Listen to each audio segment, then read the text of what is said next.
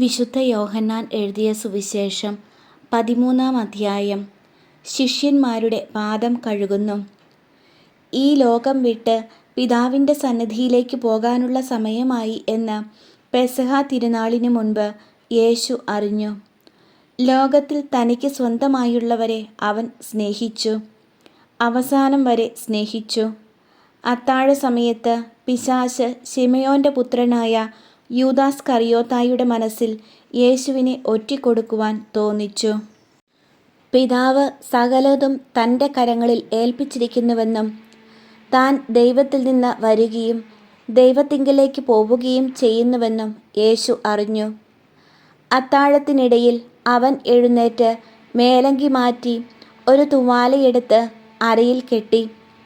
അനന്തരം ഒരു താലത്തിൽ വെള്ളമെടുത്ത് ശിഷ്യന്മാരുടെ പാദങ്ങൾ കഴുകാനും അരയിൽ ചുറ്റിയിരുന്ന തൂവാല കൊണ്ട് തുടയ്ക്കാനും തുടങ്ങി. അവൻ ശിമിയോൻ പത്രോസിൻ്റെ അടുത്തെത്തി. പത്രോസ് അവനോട് ചോദിച്ചു, "കർത്താവേ, നീ എൻ്റെ കാൽ കഴുകുകയോ?" യേശു പറഞ്ഞു, "ഞാൻ ചെയ്യുന്നതെന്തെന്ന് ഇപ്പോൾ നീ അറിയുന്നില്ല, എന്നാൽ പിന്നീട് അറിയും." പത്രോസ് പറഞ്ഞു, "നീ ഒരിക്കലും എൻ്റെ പാദം കഴുകരുത്." യേശു പറഞ്ഞു, "ഞാൻ നിന്നെ കഴുകുന്നില്ലെങ്കിൽ നിനക്ക് എന്നോട് കൂടെ പങ്കില്ല." ശിമിയോൻ പത്രോസ് പറഞ്ഞു, "കർത്താവേ, എങ്കിൽ എൻ്റെ പാദങ്ങൾ മാത്രമല്ല, കരങ്ങളും ശിരസും കൂടി കഴുകണമേ." യേശു പ്രതിവചിച്ചു, "കുളി കഴിഞ്ഞവൻ്റെ കാലുകൾ മാത്രമേ കഴുകേണ്ടതുള്ളൂ, അവൻ മുഴുവൻ ശുചിയായിരിക്കും.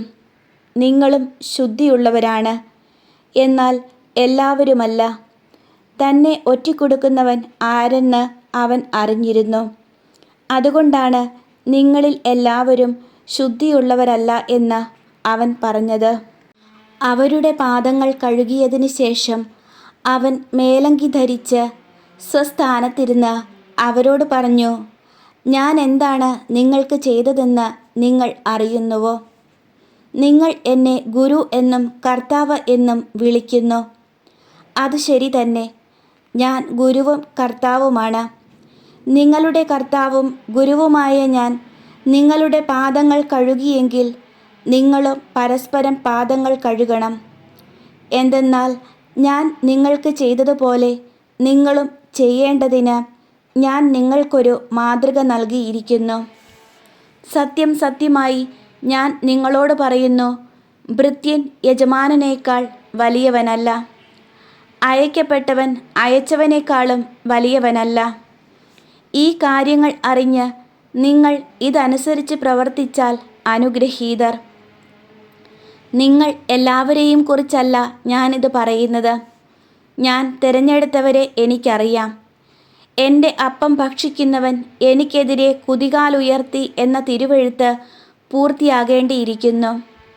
അത് സംഭവിക്കുമ്പോൾ ഞാൻ തന്നെ എന്ന് നിങ്ങൾ വിശ്വസിക്കേണ്ടതിനാണ് സംഭവിക്കുന്നതിന് മുമ്പ് തന്നെ ഞാൻ നിങ്ങളോട് പറയുന്നത്.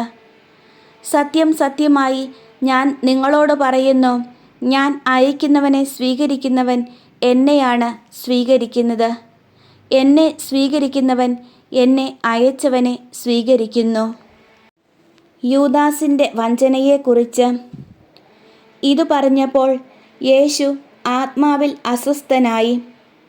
അവൻ വ്യക്തമായി പറഞ്ഞു, "സത്യം സത്യമായി ഞാൻ നിങ്ങളോട് പറയുന്നു, നിങ്ങളിൽ ഒരുവൻ എന്നെ ഒറ്റിക്കൊടുക്കും." അവൻ ആരെപ്പറ്റി പറയുന്നു എന്നറിയാതെ ശിഷ്യന്മാർ ആകുലചിത്തരായി പരസ്പരം നോക്കി. ശിഷ്യന്മാരിൽ യേശു സ്നേഹിച്ചിരുന്നവൻ അവൻ്റെ വക്ഷസ്സിലേക്ക് ചാരിക്കിടന്നിരുന്നു. ശിമിയോൻ പത്രോസ് അവനോട് ആംഗ്യം കാണിച്ചു പറഞ്ഞു, "അവൻ ആരെപ്പറ്റി പറയുന്നു എന്ന് ചോദിക്കുക." യേശുവിൻ്റെ വക്ഷസ്സിൽ ചേർന്ന് കിടന്നുകൊണ്ട് അവൻ ചോദിച്ചു, "കർത്താവേ, ആരാണത്?" അവൻ പ്രതിവചിച്ചു, "അപ്പക്കഷണം മുക്കി ഞാൻ ആർക്ക് കൊടുക്കുന്നുവോ അവൻ തന്നെ."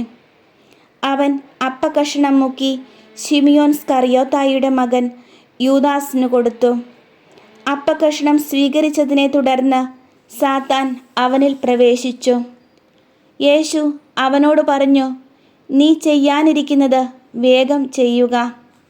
എന്നാൽ ഭക്ഷണത്തിനിരുന്നവരിൽ ആരും അവൻ ഇത് എന്തിനു പറഞ്ഞുവെന്ന് അറിഞ്ഞില്ല. പണസഞ്ചി യൂദാസിൻ്റെ പക്കലായിരുന്നതിനാൽ നമുക്ക് തിരുനാളിനാവശ്യമുള്ളത് വാങ്ങുക എന്നോ ദരിദ്രർക്ക് എന്തെങ്കിലും കൊടുക്കുക എന്നോ ആയിരിക്കാം യേശു അവനോട് ആവശ്യപ്പെട്ടതെന്ന് ചിലർ വിചാരിച്ചു. ആ അപ്പക്കഷണം സ്വീകരിച്ച ഉടനെ അവൻ പുറത്തുപോയി. അപ്പോൾ രാത്രിയായിരുന്നു. പുതിയ പ്രമാണം. അവൻ പുറത്തുപോയി കഴിഞ്ഞപ്പോൾ യേശു പറഞ്ഞു, ഇപ്പോൾ മനുഷ്യപുത്രൻ മഹത്വപ്പെട്ടിരിക്കുന്നു, അവനിൽ ദൈവവും മഹത്വപ്പെട്ടിരിക്കുന്നു. ദൈവം അവനിൽ മഹത്വപ്പെട്ടുവെങ്കിൽ ദൈവം അവനെ തന്നിൽ മഹത്വപ്പെടുത്തും, ഉടൻ തന്നെ മഹത്വപ്പെടുത്തും. എൻ്റെ കുഞ്ഞുങ്ങളെ, ഇനി അല്പസമയം കൂടി ഞാൻ നിങ്ങളോട് കൂടെ ഉണ്ടായിരിക്കും. നിങ്ങൾ എന്നെ അന്വേഷിക്കും. എന്നാൽ ഞാൻ യഹൂദരോട് പറഞ്ഞതുപോലെ ഇപ്പോൾ നിങ്ങളോടും പറയുന്നു, ഞാൻ പോകുന്നിടത്തേക്ക് വരാൻ നിങ്ങൾക്ക് കഴിയുകയില്ല. ഞാൻ പുതിയൊരു കൽപ്പന നിങ്ങൾക്ക് നൽകുന്നു, നിങ്ങൾ പരസ്പരം സ്നേഹിക്കുവിൻ. ഞാൻ നിങ്ങളെ സ്നേഹിച്ചതുപോലെ നിങ്ങളും പരസ്പരം സ്നേഹിക്കുവിൻ. നിങ്ങൾക്ക് പരസ്പരം സ്നേഹമുണ്ടെങ്കിൽ നിങ്ങൾ എൻ്റെ ശിഷ്യന്മാരാണെന്ന് അതുമൂലം എല്ലാവരും അറിയും. പത്രോസ് ഗുരുവിനെ നിഷേധിക്കും. ശിമിയോൻ പത്രോസ് ചോദിച്ചു, കർത്താവേ, നീ എവിടേക്ക് പോകുന്നു? യേശു പ്രതിവചിച്ചു, ഞാൻ പോകുന്നിടത്തേക്ക് ഇപ്പോൾ എന്നെ അനുഗമിക്കാൻ നിനക്ക് കഴിയുകയില്ല, എന്നാൽ പിന്നീട് നീ അനുഗമിക്കും. പത്രോസ് പറഞ്ഞു, കർത്താവേ, ഇപ്പോൾ തന്നെ നിന്നെ അനുഗമിക്കാൻ എനിക്ക് കഴിയാത്തത് എന്തുകൊണ്ട്? നിനക്ക് വേണ്ടി എൻ്റെ ജീവൻ ഞാൻ ത്യജിക്കും. യേശു പ്രതിവചിച്ചു, നീ എനിക്ക് വേണ്ടി ജീവൻ ത്യജിക്കുമെന്നോ? സത്യം സത്യമായി ഞാൻ നിന്നോട് പറയുന്നു, നീ എന്നെ 3 പ്രാവശ്യം തള്ളിപ്പറയുന്നതുവരെ കോഴി കൂവുകയില്ല.